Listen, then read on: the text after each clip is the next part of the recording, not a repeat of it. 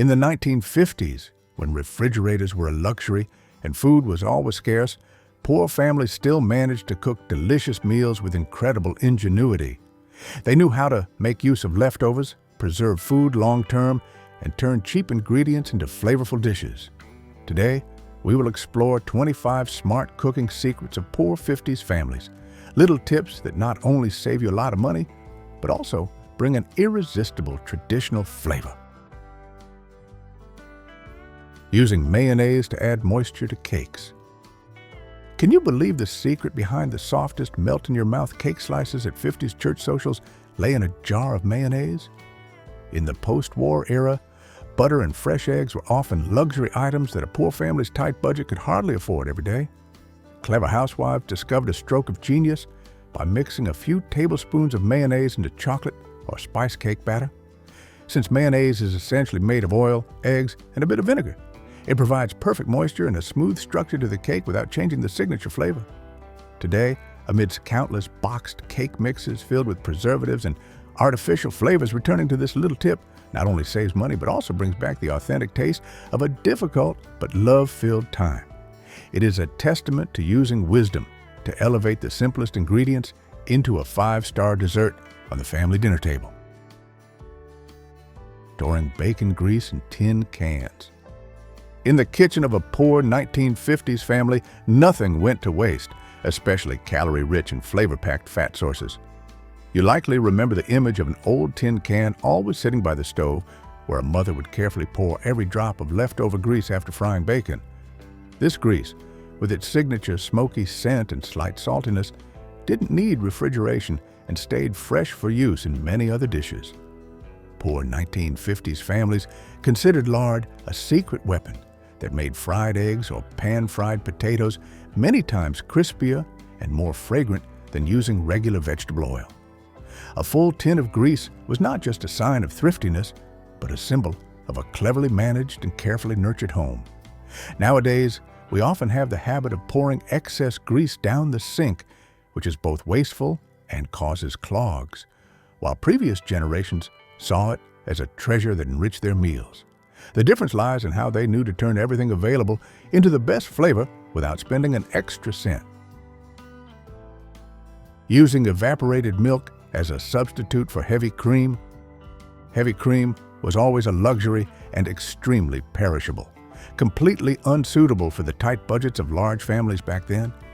Instead of giving up the richness in soups or sauces, resourceful women turned to canned evaporated milk as a lifesaver.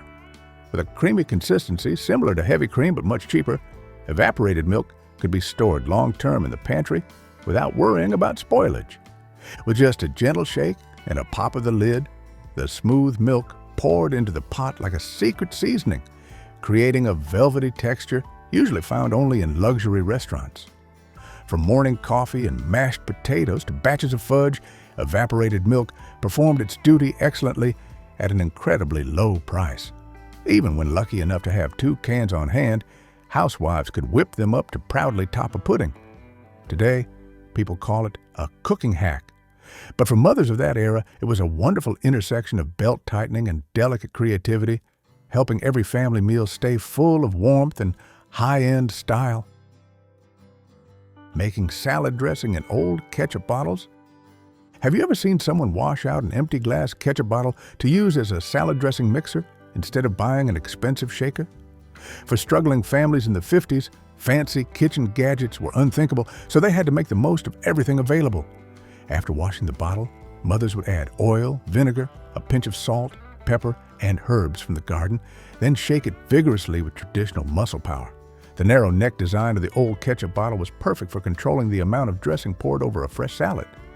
Compared to buying pre-made dressings full of food coloring and sugar today, this manual method not only saves money, but also ensures children's health. Every shake of the bottle is a familiar sound of devotion, turning the simplest things into joy at the dinner table. You will find that an old bottle performed its task excellently without costing any additional shopping expenses. Using ice cube trays to preserve broth. Refrigerators in the 50s were often very small and cramped, forcing housewives to find the most optimal ways to store food. One of the best tips was using ice cube trays to preserve leftover broth or sauce after every family meal. They would pour the nutritious stock into each small slot of the ice tray and freeze them into concentrated flavor cubes. Whenever cooking soup or stew, just take a few of these cubes and drop them into the pot, and the dish instantly becomes rich and delicious. This ensured that not a single drop of precious stock was wasted, while also saving a lot of prep time. While we now often buy bouillon cubes full of MSG and flavor enhancers, people of the past created pure soup cubes from their own leftovers. It was a perfect closed-loop recycling process that protected the wallet while bringing health to the whole family.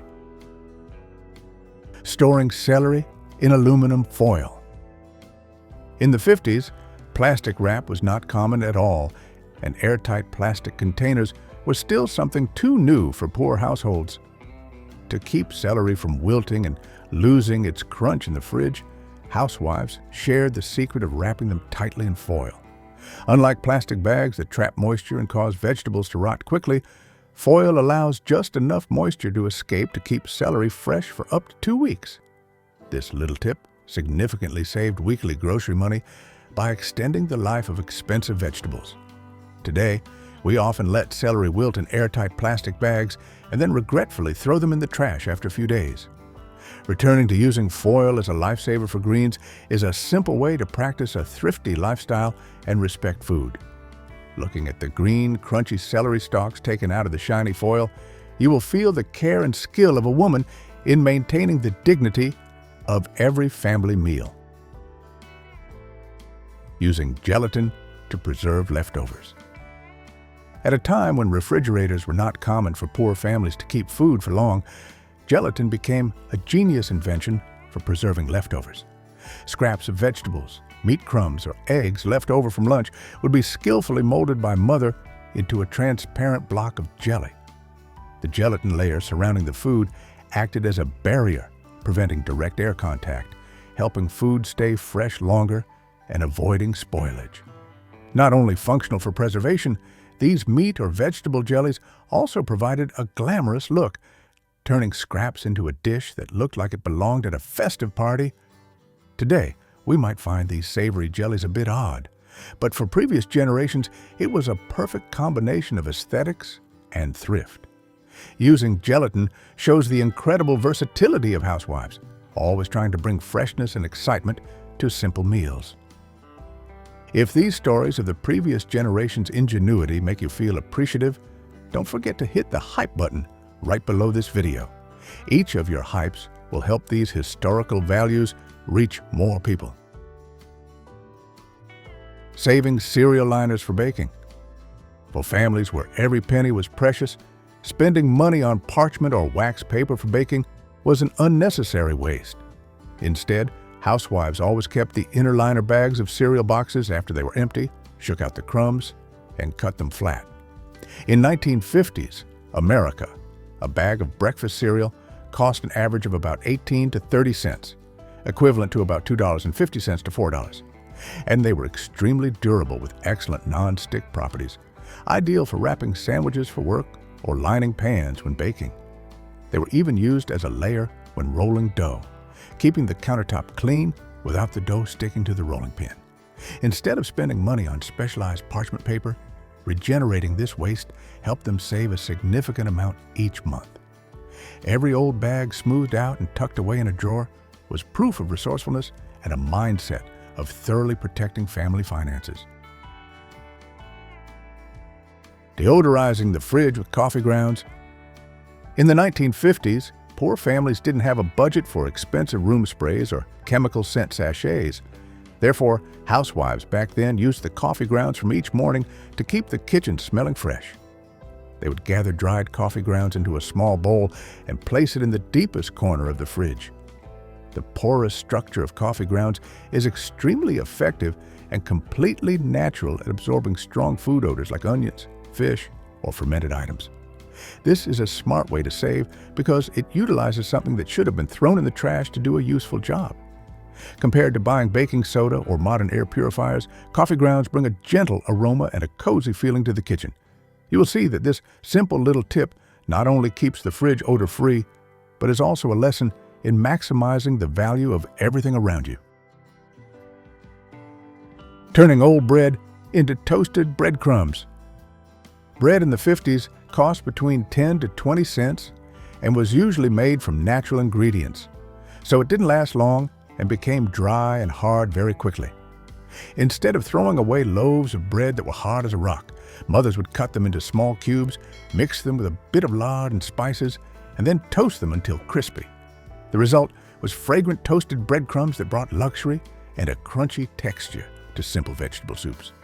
As society becomes more modern, we tend to buy pre-packaged breadcrumbs from the supermarket, which are often bland and full of preservatives. Making your own toasted breadcrumbs from leftovers not only saves money, but also creates the rich, crunchy flavor of family pride. It is a lesson in seeing potential in things that seem spoiled, turning scarcity into a delightful and warm culinary experience. In the old days, greens picked from the garden or bought from the market often went soft and limp under the sweltering heat of a kitchen without air conditioning.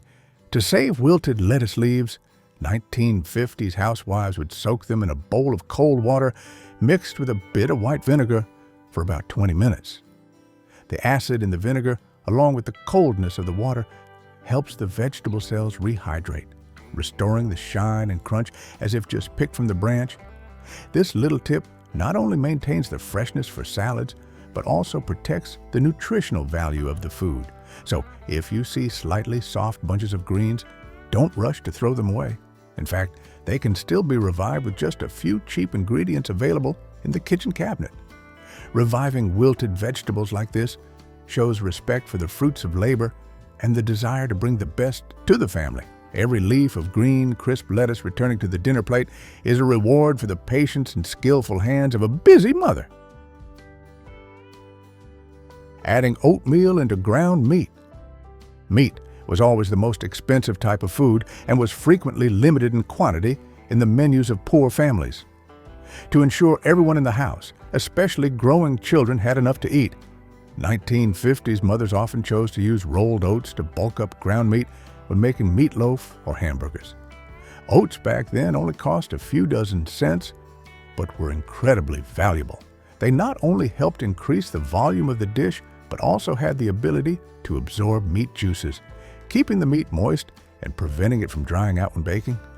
Importantly, oats almost didn't change the flavor of the meat, making the kids hardly notice any difference on their plates. Today, we might call this a diet secret or healthy food, but at that time, it was the art of survival to feed a large family. This creativity helped turn a modest amount of meat into a hearty dinner, full of protein and energy for a long day of hard work.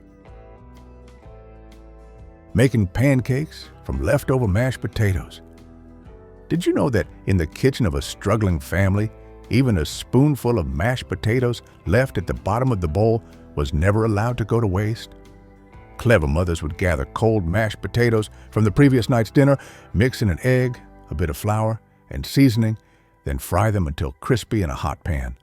The result was golden brown potato pancakes, crispy on the outside and soft on the inside, making for a fragrant and energy-filled breakfast.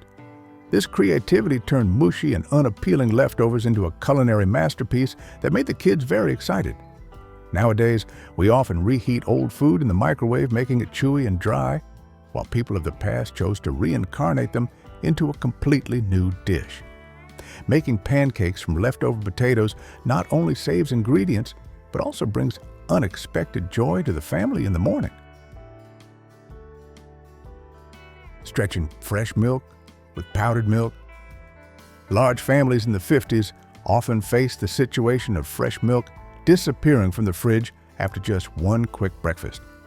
To stretch the milk supply for the whole week without emptying the wallet, a mother's secret was to use pre-mixed powdered milk to mix with fresh milk at a 1-to-1 ratio.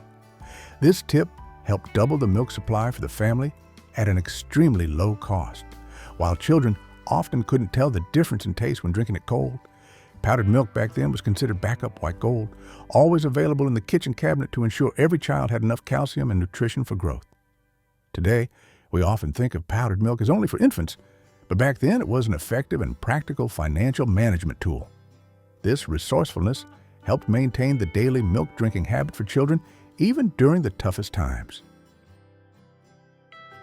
Desserts from canned fruits. In the 50s, fresh fruit was often hard to find and expensive when out of season, making it a luxury item for the poor. To bring a bit of sweetness to the family meal, mothers utilized cheap canned mixed fruits to prepare desserts. They would layer the fruit with a bit of whipped cream or gelatin to create a gorgeous and delicious ambrosia. Turning humble syrup cans into a luxurious dessert was a sweet promise at the end of every meal, helping the whole family wash away fatigue after a day's work.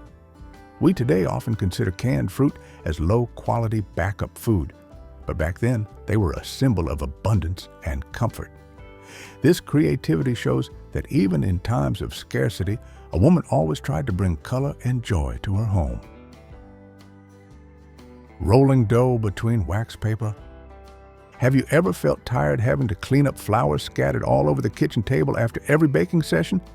Wise 1950s housewives solved this problem by rolling dough directly between two layers of wax paper, often recycled from cereal bags themselves. This method kept the countertop sparkling clean, prevented dough from sticking to the rolling pin, and allowed the baker to easily lift the crust into the mold without worrying about it tearing. This is a classic example of the motto, "Work smarter, not harder," of the 50s women.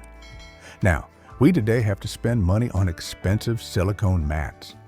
They only needed ingenuity with scraps of recycled paper. This little tip not only saved cleanup time, but also kept the dough at its perfect moisture level. If you are an old friend who has always accompanied the channel throughout this time, please leave a comment, "I'm back," below. I really look forward to seeing familiar faces so we can reminisce together. Utilizing old cake crumbs. In the old days, cake after a few days often became dry and no longer held the same appeal as when freshly baked, especially with homemade cakes without preservatives. Instead of letting them spoil, 50s homemakers would crush the cake into small crumbs, mix them with a bit of melted butter and sugar to make an excellent base for baked dishes, or sprinkle them on top of pudding. The dry structure of old cake now became an advantage, creating crunchiness and a rich flavor for the new dish. A mother's love was shown through not giving up on any piece of food, always finding ways to transform it so the family could enjoy the most diverse flavors. Today, we often have the habit of throwing away old cake immediately, but in reality, they can become high-end ingredients for luxurious desserts like trifle.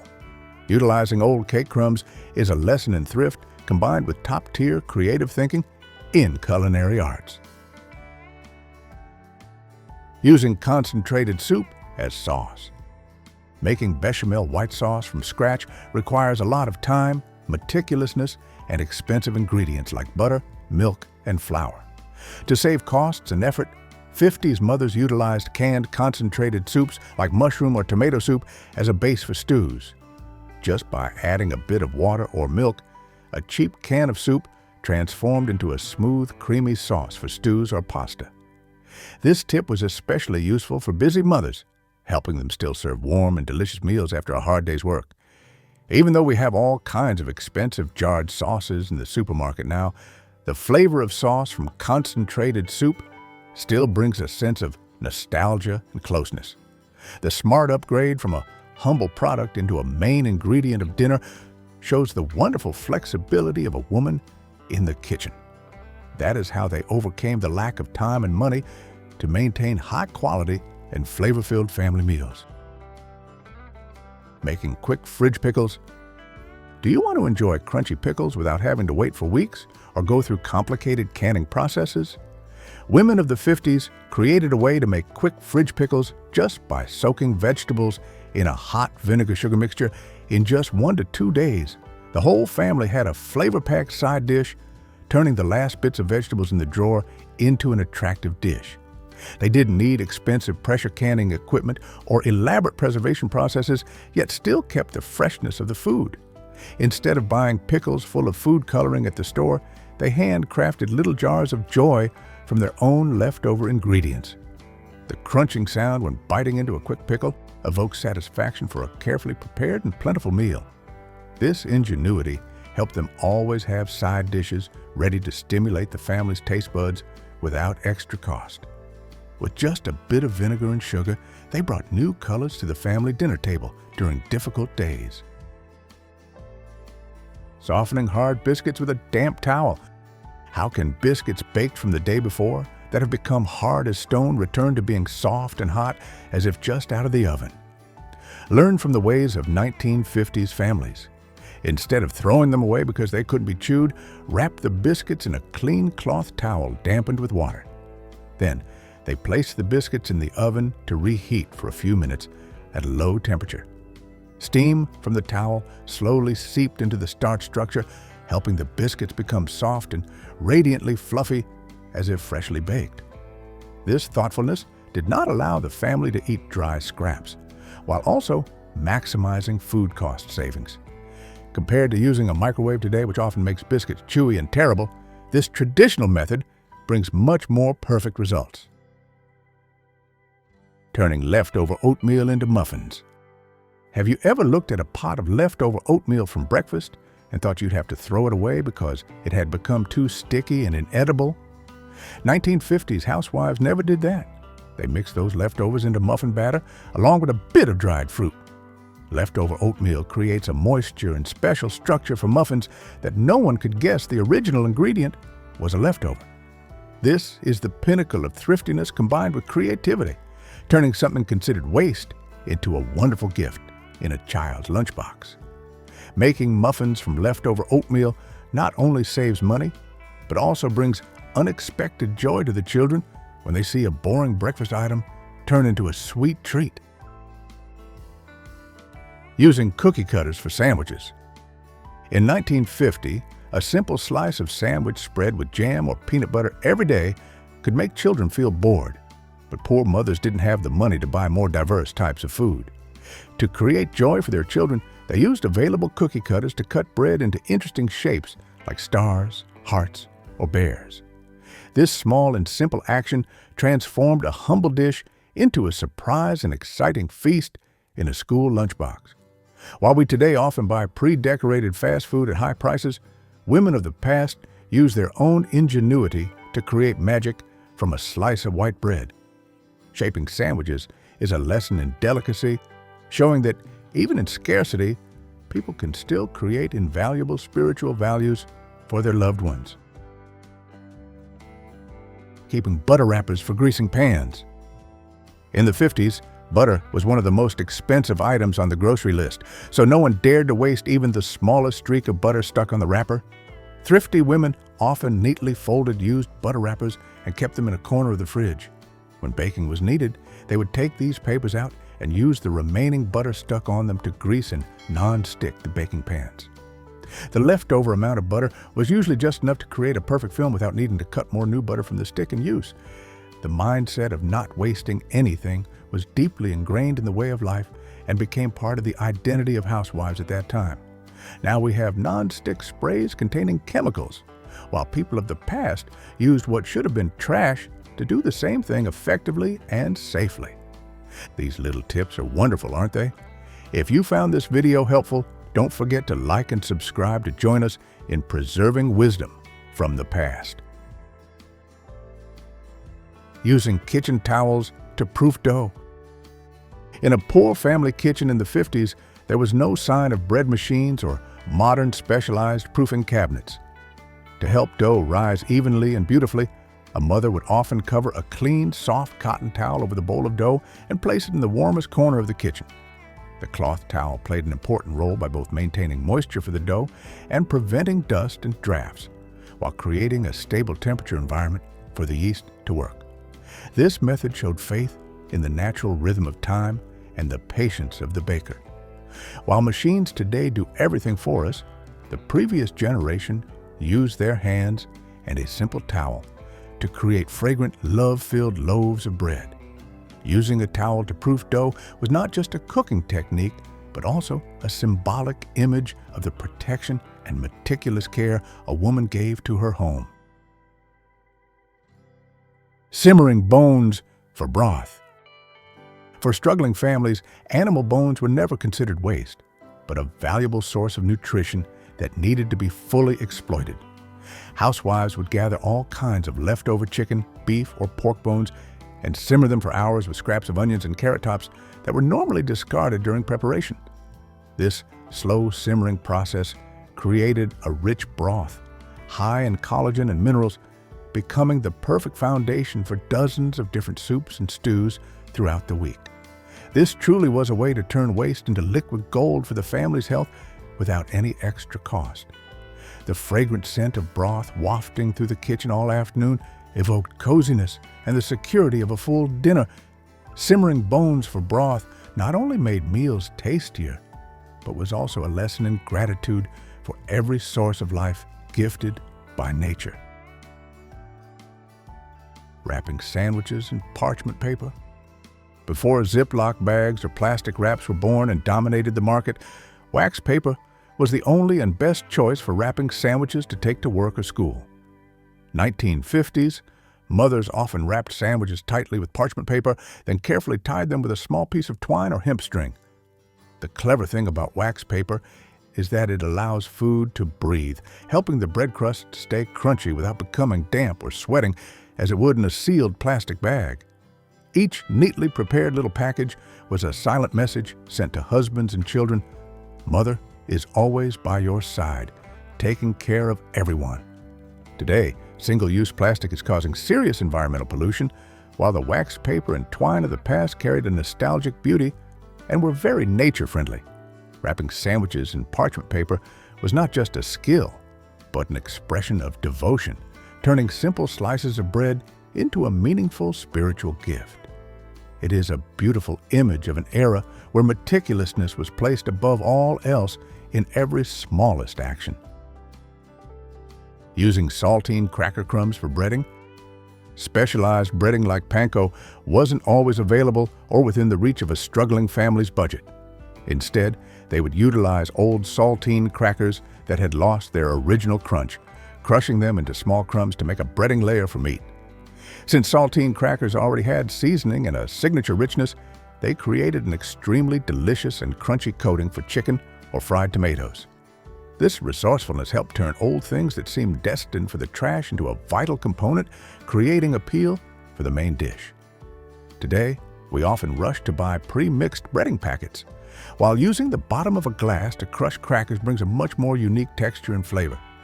This little tip is a testament to folk wisdom, always knowing how to manage and maximize every ingredient in the kitchen cabinet. Each piece of golden, crispy fried meat was the result of the combination of thriftiness and the wonderful transformation skills of housewives. Using multi-purpose kitchen shears. Have you ever seen someone use scissors to cut herbs and bacon directly over the cooking pot instead of using a knife and cutting board? In kitchens lacking dozens of specialized knives, multi-purpose kitchen shears were the most effective helper for a busy mother. This method was extremely quick, helping to minimize the need to wash the cutting board and knife, saving every precious moment for the homemaker. Saving every precious minute amidst a mountain of housework gave the mother more time to care for herself or play with her children. The tip of using multi-purpose shears showed the efficient and practical work style of 50s women. Today, even though we have all kinds of automatic cutters, the flexibility of a pair of scissors and steady hands still brings an irreplaceable convenience. It is a lesson in using tools in the smartest way to achieve optimal results, without wasting too many resources or complex equipment. Utilizing the broiler drawer of the stove. Did you know that the small drawer located at the bottom of old ovens was actually not just for storing pans, but was a magical cooking tool? Toasters or microwaves were luxury devices that most poor families in the 50s could not own. Instead, they maximized the small drawer at the bottom of the oven, which received excess heat when the oven was running to melt cheese or toast bread. This broiler drawer had the ability to create a beautiful, bubbling, crispy crust for sandwiches in just a few short minutes. The flexibility in using every part of the cooking appliance showed the observation skills and understanding of tools by the woman in the kitchen. Utilizing the broiler drawer was a stroke of genius that saved energy and optimized the cooking process for the whole family. That strength and creativity turned simple kitchens into the birthplace of proud culinary miracles. Have you ever wondered how our grandmothers got through the Great Depression with just a few simple ingredients? During that time, our ancestors only had old cans of beans, potatoes, corn, or maybe even apple cider vinegar and raisins. But they transformed everything into incredibly creative meals you may have never heard of. In today's video, let's explore 30 secret cooking Grandma used in the Great Depression to save money. Clever recipes you can try right in your own kitchen. Poor man's meal. During the Great Depression, if fresh meat wasn't available, Grandma would utilize potatoes, a cheap and readily available source of starch, combining them with a minimal amount of canned meat or inexpensive sliced hot dogs to ensure the meal still provided necessary protein. The potatoes were thinly sliced, then fried in a pan with oil until soft and evenly golden. Next, sliced sausage hot dogs were added, seasoned simply with salt and pepper. If she was lucky enough to have it, Grandma might sprinkle a bit of cheese on top, creating a richer and creamier flavor. The poor man's meal is an iconic dish, symbolizing the resourcefulness and ingenuity of housewives during the Great Depression, called the poor man's meal, because it was truly the key to helping families stretch your ingredients and dollars during the darkest of times. While today, we can easily buy expensive fresh meat without thinking twice, our grandmothers had to use thin slices of hot dogs to ensure basic nutrition, so no one in the family had to go to bed with a rumbling, empty stomach. Cornbread and milk. In the South, during the Great Depression, cornmeal was much cheaper than wheat flour and easier to grow. So instead of throwing away old, hardened slices of dry cornbread, Grandma would crumble the baked and cooled cornbread into a bowl, then pour cold milk over it until the crumbs absorbed enough milk and swelled up, creating a soft, fluffy texture. Some families would sprinkle a little sugar or drizzle honey for extra sweetness. The combination of sweet, crispy cornbread and cold milk offered a warm and satisfying feeling, nourishing an entire generation during the darkest period of American history in the 1930s. Today, amidst countless types of cereals and complex modern processed breakfasts, this simple meal remains the sweetest and most cherished memory of simplicity and thrift in times of hardship. Fried bologna. Bologna sausage, a type of canned processed meat, was one of the cheapest and easiest to preserve protein options during the Great Depression, and homemakers turned these slices of meat into a tasty and filling meal by frying them until crispy. Grandma's crucial tip was to make a few cuts around the edge of the slice before frying it in butter or oil. This small technique prevented the bologna slice from curling up under high heat, ensuring it cooked evenly with crispy edges and a beautiful golden brown color. Each side took only 1 to 2 minutes to be ready. This simple dish was often served on bread with mustard or cheese, creating a quick yet energy-filled lunch or dinner. This meal provided protein and fat quickly, serving as a basic and easily prepared lunch or snack. Depression biscuits. During the Great Depression, instead of using expensive butter, Grandma used shortening, a cheap fat, to provide richness and baking powder for the biscuits to rise quickly without waiting for yeast. Thanks to this, with just a few simple ingredients, Grandma could make hot, fragrant biscuits that were both economical and fast. Take 2 cups of flour mixed with baking powder and a little salt. Cut in 1/4 cup of shortening until the mixture is crumbly and fine. Then add about 3/4 cup of milk. To form the dough, roll out the dough, cut into biscuits, and bake at 450 degrees Fahrenheit, 232 degrees Celsius, for about 10 to 12 minutes, and it's done. That's all it took. You had hot, crispy biscuits that satisfied hunger and brought a feeling of warmth. What's notable is that when both time and ingredients were precious, making a quick, energy-filled batch of biscuits was an entire lesson in survival. Eggless, milkless, butterless cake. Have you ever had a chocolate cake that didn't need eggs, milk, or butter? It sounds absurd, but this was the magic in your grandmother's kitchen during the Great Depression years. She only needed vinegar and baking soda. First, mix flour, sugar, cocoa powder, baking soda, and salt, creating 3 small wells in the dry mixture to pour in 1 teaspoon of vanilla, 1 tablespoon of vinegar, and 5 tablespoons of vegetable oil. Finally pouring in 1 cup of cold water and mixing well before baking. The mixture is then baked at 350 degrees Fahrenheit for about 30 to 35 minutes.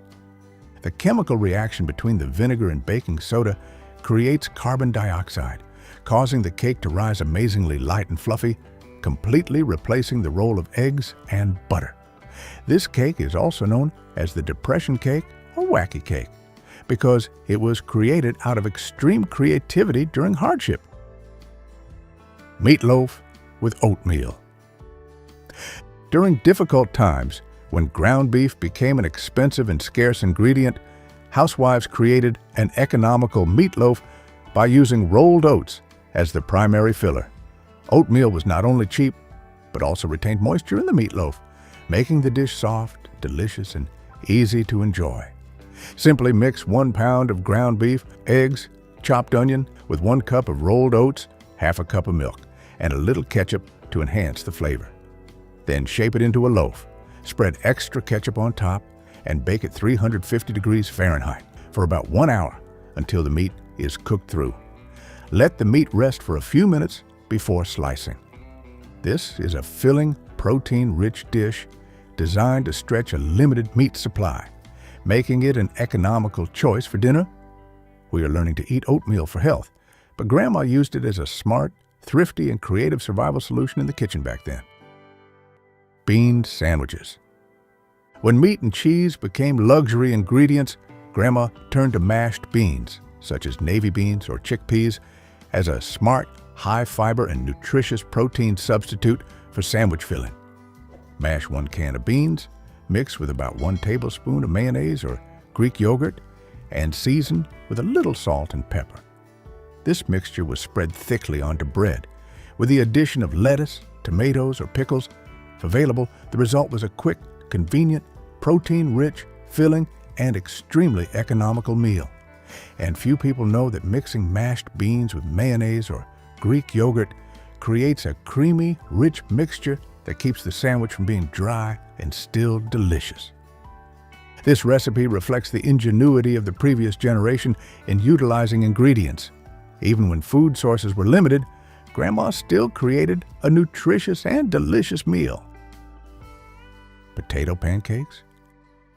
To be honest with you, during the Great Depression, potatoes were considered the king of all foods. Cheap, available, and extremely filling. And these potato pancakes were the smart way grandmothers used to fully utilize that food source. Grandma's most important tip for crispy, non-soggy pancakes was to squeeze out the excess liquid from the grated potatoes and onions before mixing the batter. If the water wasn't drained, the pancakes would turn soft and mushy. Then mix it with 2 beaten eggs, salt and pepper. Afterward, spoon out portions of the mixture, flatten them, and fry them in hot oil until golden brown and crispy. This dish can be served with applesauce or sour cream. For Grandma, these crispy pancakes were not just a snack or dessert like today, but a practical, quick, and easy-to-make meal that both filled stomachs and provided energy for the whole family. Hoover stew. When times were tough, grandmothers often boiled macaroni or other types of pasta to add volume to the meal without needing too much meat. They would then add a can of diced tomatoes to the pot, followed by a can of corn, a can of green beans, and finally, a few thin slices of sausage or hot dogs. Everything was heated together, creating a stew that was simple yet hearty. This stew is not just a meal, but is tied to a piece of history named after President Hoover, who was in office during the early stage of the Great Depression. Every ingredient was canned and easy to preserve, allowing grandmothers to cook quickly while still ensuring sufficient nutrition for the whole family during difficult times. Beans and rice. The most important cooking trick our grandmothers had in the 1930s was never to throw away the liquid from the can of beans. Instead, They used it to enrich the plain, monotonous rice dish. After cooking the rice, you sauté onions and garlic in oil, add 1 can of beans, black beans, kidney beans, or pinto beans. Season and heat through. This piping hot bean dish was served over rice. Then, it was combined with strong spices like cumin or chili powder to create an appealing Latin flavor. Thanks to this combination of cheap starch and protein, Grandma could feed the entire family a nutritious meal without waste. Beans and rice are the perfect protein duo that saved countless families during the difficult 1930s. It was not only cheap, but also very filling, especially when combined with the starch of rice. In an era where we seek expensive protein supplements, Grandma's rustic dish remains an undeniably healthy and economical choice. Bread and gravy. If the bread was stale and there was nothing else to eat, ask Grandma to make a basic roux gravy that was both rich, softened the bread, and kept you full longer. The recipe involves melting 2 tablespoons of butter, or lard, then stirring in 2 tablespoons of flour to form a paste. Next, slowly pour in 2 cups of milk or broth, stirring constantly until the sauce is smooth and thick. Season with a little salt and pepper. And it's done. When the hot gravy is poured over the sliced bread, the dish instantly becomes warm, delicious, and filling. Today, we easily throw away old slices of bread without a second thought, but back then, every can of flour, every slice of bread was transformed into a complete meal. It reminds us of the ingenuity, thrift, and value of seemingly simple ingredients that could create great comfort for the whole family. If these Depression-era cooking tips remind you of your grandmother's ingenuity and thrift, hit hype below. Let's keep our grandparents' spirit alive. Hobo stew. This dish was born during the Great Depression, when people were so poor they had nothing but the spirit of sharing. Back then, itinerant workers, also known as hobos, often gathered around makeshift campfires. Everyone brought what they had and put it all into one large pot so they could all share a filling meal. Grandma still cooked this dish with a little ground beef for a protein base, then added any leftover vegetables she had in the house. Typically, there would be potatoes, carrots, onions, and if lucky, a can of diced tomatoes could be added too.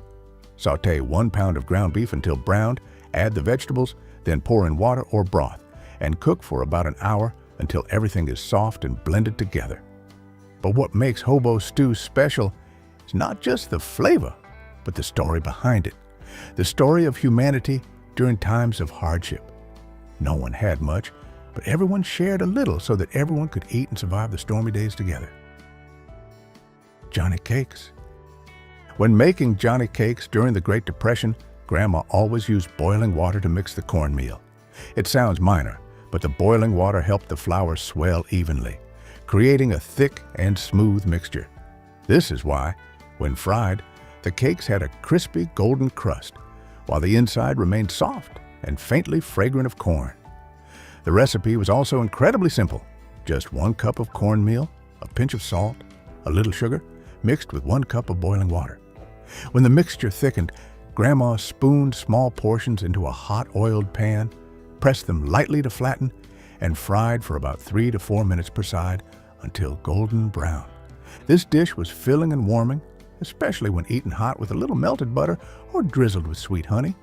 For Grandma, it was not just breakfast, but a source of pride, a testament to ingenuity in hardship, and the ability to turn ordinary ingredients into something delicious.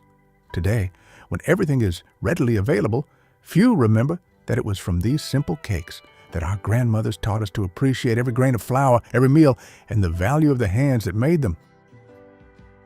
Depression coffee substitute. If there was no coffee during the Great Depression, Grandma would dry roast cheap ingredients like barley, chicory root, or even acorns. She roasted them until they were dark and released a rich aroma, that very smell reminiscent of familiar coffee. Afterward, she ground them finely and brewed them like real coffee, needing only 1 to 2 spoons of powder for each cup of hot water. Grandma's coffee had no caffeine, but it had a wonderfully rich, warm, and pleasant taste. She often said that what made it good wasn't the flavor, but the spirit of never giving up, always finding ways to cope and be creative in poverty. Today, when coffee is everywhere, few remember that there was a time people had to roast grain and grind acorns themselves just to get a morning coffee. But for Grandma, it was a source of pride. With her hands and ingenuity, she preserved the taste of comfort during those years of distress. Eleanor Roosevelt spaghetti. My grandmother once learned from First Lady Eleanor Roosevelt how to cook an economical yet delicious and nutritious spaghetti dish. Instead of using expensive meatballs, Grandma utilized finely chopped carrots, cheap, easily found and nutritious, to stretch and enrich the pasta, making the meal filling and economical. First, boil the spaghetti until cooked, then make a white sauce by sautéing onions with butter, adding finely chopped carrots, and then blending in flour and milk to create richness and smoothness. Combined with the pasta, the dish became complete, fragrant, delicious, and extremely warm. This pasta dish is not only a testament to creativity and thrift in meals, but also reminds us of the value of humility. Even the most powerful people like Eleanor Roosevelt knew that a meal didn't need to be extravagant to be cherished. Potato dumplings. If you are looking for a way to turn potatoes into a dish that is both filling and interesting, then Grandma's potato dumplings are a perfect suggestion. She always emphasized that for the dumplings not to dissolve when boiled, mashed potatoes that have been cooled must be mixed with eggs and flour in the right ratio to create a pliable, soft dough that still held its shape when cooked. Then mix with beaten eggs, 1 cup of flour, and a little salt. Afterward, roll them into small balls about 1 inch and drop them into boiling water to cook until they float. About 5 minutes for perfect readiness. These dumplings were filling and could be served with cheap meat, gravy, or butter, enough for the whole family to have a warm, economical meal. This dish is not just a way to revitalize potatoes, but also Grandma's practical culinary legacy, transforming potatoes into a novel and hearty meal, a staple dish in the 1930s. Goulash. Few people know that American-style goulash was one of the hearty dishes grandmothers absolutely loved in the 1930s. 1 pound of ground beef was sautéed with onion, garlic, and diced bell pepper until tender, then beef broth, diced tomatoes, and paprika were added. Finally, Grandma added 2 cups of elbow macaroni and simmered it until the pasta was cooked soft. Her secret was often using paprika, a cheap spice that created a warm, rich flavor, making the dish much more delicious.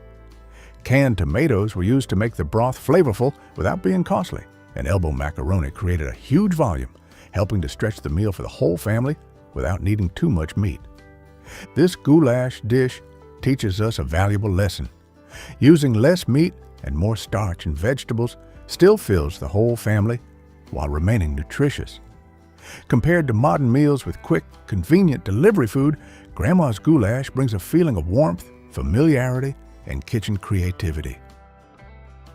Cabbage soup was the extreme cost-saving strategy of grandmothers during the Great Depression. She often cooked this dish 2 to 3 times a week to stretch the family budget, because cabbage was one of the cheapest and easiest vegetables to buy.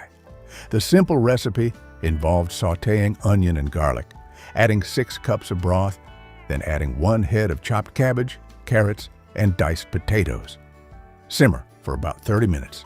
Season with salt, pepper, and 1 bay leaf, and it's done.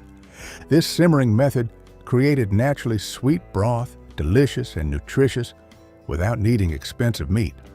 This soup was both cost-saving and provided full basic nutrition from vegetables, ensuring no one went hungry during difficult days. Oatmeal and onion. Just hearing the name probably makes you frown a bit. Oatmeal cooked with onion? Yes, it sounds strange, but for Grandma, it was once a surprisingly delicious, hunger-saving dish. During the hardest years, her secret was to thoroughly caramelize the onion in butter or lard, so the onion lost its sharpness and became sweet, smooth, and fragrant like butterscotch candy. Then, cook 1 cup of rolled oats with 4 cups of water and a pinch of salt. stirring constantly until the porridge thickened. Finally, Grandma mixed the golden onion into the oatmeal pot, adjusting the seasoning to taste. And just like that, from two seemingly unrelated ingredients, Grandma created a dish that was both fragrant and rich, and eating it hot on cold days warmed you right up. Maybe today, we see this as a weird dish, but for Grandma, it was proof of unlimited creativity and resourcefulness in hardship. Butter and sugar sandwiches. Have you ever brightened up even when there was nothing in the house but Grandma's butter and sugar sandwich? It only required bread, a little butter, and a bit of sugar.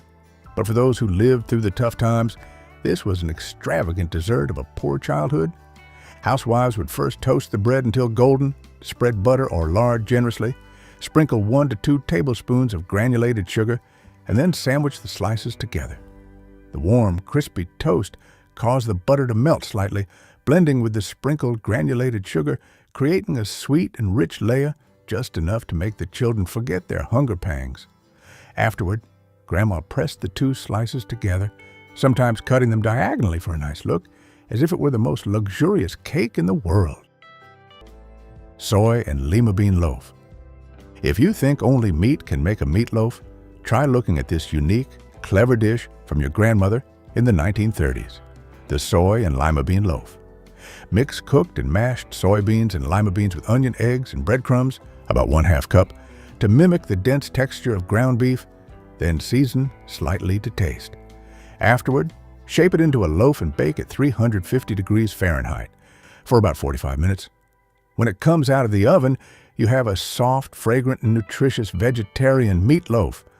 This dish is not only filling, but also proof of the creativity and practicality of grandmothers of the past, using cheap ingredients while still ensuring nutrition. Unlike many people who are ready to buy expensive meat and forget about sustainable solutions, this dish reminds us that protein doesn't necessarily have to come from meat. With just a little ingenuity and creativity, you can create a complete and sustainable, budget-saving, yet delicious meal. Rice and raisin porridge. For breakfast, during the difficult times, housewives would take 1 cup of cooked rice, utilizing leftover rice if available, put it in a pot with 2 cups of hot milk. They would then add raisins, a little sugar, and salt, simmering until the porridge was smooth and had a moderate creamy consistency. Just looking at it made it seem delicious, and when eaten, it provided a sweet, rich, and sufficiently warm feeling in the stomach. Rice and raisin porridge is one of the classic hunger-saving breakfasts of grandmothers and mothers of the past. It was both warming and sweet, yet extremely economical. They used raisins to naturally increase sweetness and nutrients, so they didn't have to spend much on expensive sugar. During days of scarcity, with just a few simple ingredients, Grandma could make a delicious and nutritious breakfast for the whole family. Today, when breakfast is often full of choices and conveniences, few still feel the simple joy that this little porridge brought. Peanut butter stuffed baked onion. You might laugh when you hear this dish for the first time, but this is one of the most unique recipes Grandma ever devised. When meat became rare, she combined cheap onions and protein-rich peanut butter to create a strange savory dish. Choose a large onion, hollow out the inside, and coat it with a little oil. Then stuff 2 tablespoons of peanut butter into the hollow cavity. Bake at 375 degrees Fahrenheit for about 45 minutes until the onion is soft and the peanut butter melts, blending with the onion's slight sweetness. The result is a savory, creative, protein-rich meal, both unusual and satisfying for an empty stomach. What is special is that this dish was not only filling, but also demonstrated the resourceful, daring spirit of grandmothers of the past. They knew how to utilize what was available, combining them creatively to overcome hardship and optimize costs. Compared to modern meals now, where everything is pre-ordered and often wasted, the peanut butter stuffed baked onion is a valuable lesson in kitchen courage and the ability to turn simple ingredients into a fully nutritious meal. Rice pudding. You know the classic rice pudding dish that is sweet, comforting, and extremely low cost. Grandma used cooked rice, simmering it slowly in warm milk for a while. Thanks to this, the starch in the rice was released, creating a creamy texture without the need for much expensive heavy cream. Then she added a little sugar, a little vanilla, and cinnamon for fragrance. Simmer for about 20 minutes, stirring constantly until the mixture is smooth and thick, and it's done. The result was a warm dessert, using minimal sugar and milk, yet still satisfying a sweet tooth. This dessert provided comfort, using small amounts of sugar and milk to create a feeling of sweet satisfaction. Housewives knew how to utilize basic ingredients, turning the ordinary into a delicious and cozy-feeling meal. Today, when sweet things are readily available and often wasted, looking back at this pudding reveals what a clever woman could do with basic ingredients. Desperation pies. True to its name, desperation pies were made when Grandma was desperate because there was no fresh fruit for dessert. The ultimate creative trick was using apple cider vinegar to simulate the natural tartness of fruit, perfectly balancing the sweetness of sugar and butter. Vinegar pie is a typical example of this type of desperation pie. Detailed recipe. Mix 1 cup of sugar, 1/4 cup of flour, salt, and 2 cups of water. Add 1/4 cup of apple cider vinegar and 2 tablespoons of butter. Stir well. This mixture is poured into an unbaked pie crust and baked at 350 degrees for 45 minutes until the filling sets. This pie is a symbol of the never-give-up spirit in the kitchen, a creative substitute when fresh ingredients were scarce. This pie reminds us, don't let perfection stand in the way of creativity, even during the most difficult times. Liver and onions. Liver is an extremely cheap and iron-rich source of protein, but many people hesitate because of its strong, sometimes difficult flavor. But during the Great Depression years, no piece of meat was wasted. Home cooks used 1 pound of sliced liver, dusted it with seasoned flour, and then fried it along with 2 sliced onions that had been caramelized beforehand. They only fried it for about 3 minutes per side until the liver was golden brown, still retaining its tenderness. The sweet and smooth flavor of the onion helped balance the taste, making the liver much easier and more appealing to eat. This dish is truly proof of the thorough utilization of everything available. While now many people discard offal or only eat the fancy cuts of meat, this dish is proof of the thorough utilization of everything available. Navy bean soup. Back then, navy beans were one of the cheapest, easiest to preserve, and incredibly hunger-saving sources of dry protein during the Great Depression. Dried navy beans, after being soaked overnight, were simmered with water, onion, minced garlic, and a ham hock bone for about 2 hours until the beans were tender and the flavors blended together. The result was a warm, protein-rich bowl of soup that could stretch across many meals, satisfying and nutritious. Grandma's tip for making this soup both hearty and flavorful without using much meat was to utilize the ham bone or a cold-cut bone. Those seemingly secondary parts released an incredibly deep umami flavor when simmered for a long time, transforming ordinary broth into a delicious, richly flavored bowl of soup. This soup is not just food, but also a testament to the patience and dedication of grandmothers in the kitchen. This soup represents Grandma's patience and dedication in the kitchen, unlike the quick, instant soups of today. Cornmeal mush. This cornmeal mush was one of the most versatile meals during the hard times, both filling and extremely economical. The main ingredients were just 1 cup of cornmeal and 4 cups of boiling water. But Grandma's trick was what made the magic. Stir it until very thick for 10 to 15 minutes, pour it into a mold to cool and firm up, then slice it and fry it with butter until crispy. The result was crispy on the outside, yet soft inside, many times tastier than just eating regular porridge. Depending on taste, this dish could be eaten with sweet honey or drizzled with savory milk gravy. It was extremely flexible. This meal is proof of the creativity and flexibility in the kitchen of grandmothers of the past. Now, we often prefer to buy pre-made, elaborate fast food that is easily wasted, but Grandma transformed a cheap, simple ingredient into a meal that was both economical and filling, and always found ways to refresh what was available in the pantry. These 29 little tips are not simply about cooking, they are precious lessons on gratitude, resilience, and the boundless love of the grandmothers and mothers of the past. Do you still keep any items or tips from the 50s? Tell us in the comments section below. If you find these stories interesting and nostalgic, don't forget to like, subscribe, and turn on the bell so you don't miss any upcoming videos.